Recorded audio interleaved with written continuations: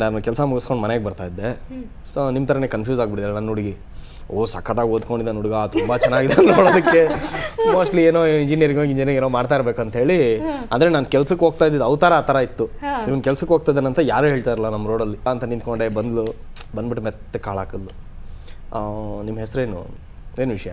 ಇಲ್ಲ ನೀವು ಟ್ಯೂಷನ್ ಮಾಡ್ತೀರಂತೆ. ಹೌದಾ ಅಂತ. ರೈ, ನಾನು ಓದಿರೋದೇ SSLC ಜಸ್ಟ್ ಪಾಸು. ಬರುತ್ತೆ ಹೇಳಿದ್ನಲ್ಲ, ನಾನು ತುಂಬ ಒಳ್ಳೆ ಹುಡುಗ, ಕೇಳ್ತಾ ಹೋಗಿ ಬರುತ್ತೆ ಅಂತ. ನಾನು ಓದಿರೋದೇ SSLC ಜಸ್ಟ್ ಪಾಸು, ನಾನು ಯಾವ ಟ್ಯೂಷನ್ ಮಾಡಲಿ ಅಂದೆ. ಇಲ್ಲ ನಿಮ್ಮ ಮನೇಲಿ ನೀವು ಟ್ಯೂಷನ್ ಮಾಡ್ತೀರಂತೆ ಅಂತ. ಹೌದು, ನಮ್ಮ ಮನೇಲಿ ಟ್ಯೂಷನ್ ಮಾಡ್ತಾರೆ. ಈಗ ನೀವೇನಾದ್ರು ಸೇರ್ಕೊಳ್ಬೇಕಾ? ಅವರೇ ಬಂದು ಅಪ್ರೋಚ್ ಮಾಡಿದ್ರು, ಇದೆಲ್ಲ ಆದ್ಮೇಲೆ ಬೇಡ ಅಂತ ಬೇರೆ ಹೇಳ್ತಿರಲ್ಲ ನೀವು. ಹೆಂಗೆ ನೋಡಿ, ರೆಸ್ಪಾನ್ಸಿಬಿಲಿಟಿ ಅನ್ನೋದಿರುತ್ತಲ್ಲ, ಅಷ್ಟೊತ್ತಿಗೆ ಮೂಡ್ ಬೇರೆ ಕಡೆ ಡೈವರ್ಟ್ ಆಗೋಗಿತ್ತು. ಸೊ ಲೈಫ್ ರಿಯಾಲಿಟಿ ಏನಂದ್ರೆ ಸ್ವಲ್ಪ ಅರ್ಥ ಆಗ್ತಾ ಇತ್ತು. ಸರಿ, ನಂಬ್ತೀವಿ. ಓಕೆ, ಕಂಟಿನ್ಯೂ ಮುಂದೆ. ಸೊ ಅದಾದ್ಮೇಲೆ ಹೇಳಿ ಕಳಿಸ್ದೆ. ನಾನು ಹೇಳಿದೆ, ಇಲ್ಲ ಲವ್ ಎಲ್ಲ ಸಾಕಾಗೋಗಿದೆ ನಮಗೆ,